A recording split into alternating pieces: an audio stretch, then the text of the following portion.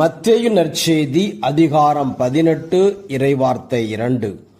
நீங்கள் மனம் திரும்பி சிறு பிள்ளைகளைப் போல் ஆகாவிட்டால் விண்ணரசில் புக மாட்டீர்கள் என உறுதியாக உங்களுக்கு சொல்கிறேன். இறை இயேசுவில் அன்புமிக்க சகோதர சகோதரிகளே, குழந்தைகள் பெற்றோரை முழுமையாக நம்புவார்கள், பெற்றோரையே சார்ந்து வாழ்வார்கள். அதே போல நாமும் இறைவனை நம்பி இறைவனை சார்ந்து வாழ வேண்டும் என்று ஆண்டவர் அழைக்கின்றார். நீதிமொழிகள் 3:5 முழு மனத்தோடு ஆண்டவரை நம்பு, உன் சொந்த அறிவாற்றலை சார்ந்து நில்லாதே.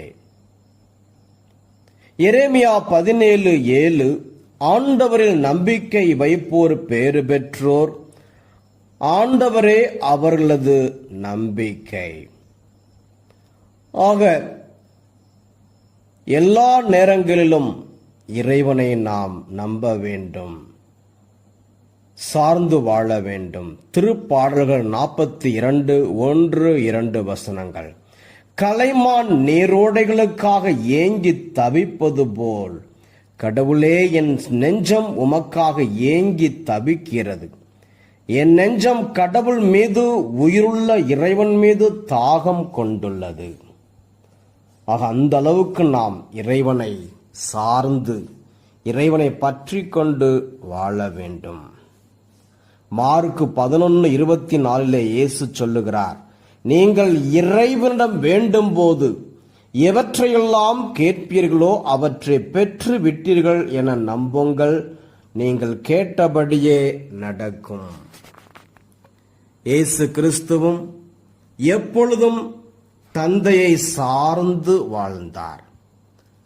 அதிகாலையிலே மார்க்கு 1:35 அதிகாலையிலேயே எழுந்து தந்தையோடு பேசுவதற்கு தனிமையான இடத்திற்கு சென்றார். இரவு முழுவதும் இயேசு ஜெபித்தார்.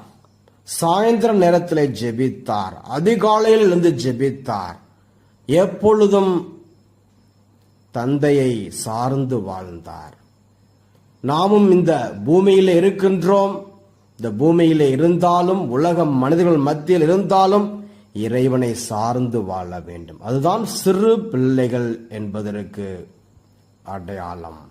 சிறு பிள்ளைகளைப் போல நம்மை நாம் தாழ்த்திக் கொள்வோம், இறைவனை நம்புவோம். ஆண்டவர் நம்மை ஆசீர்வதிப்பாராக. ஆமென்.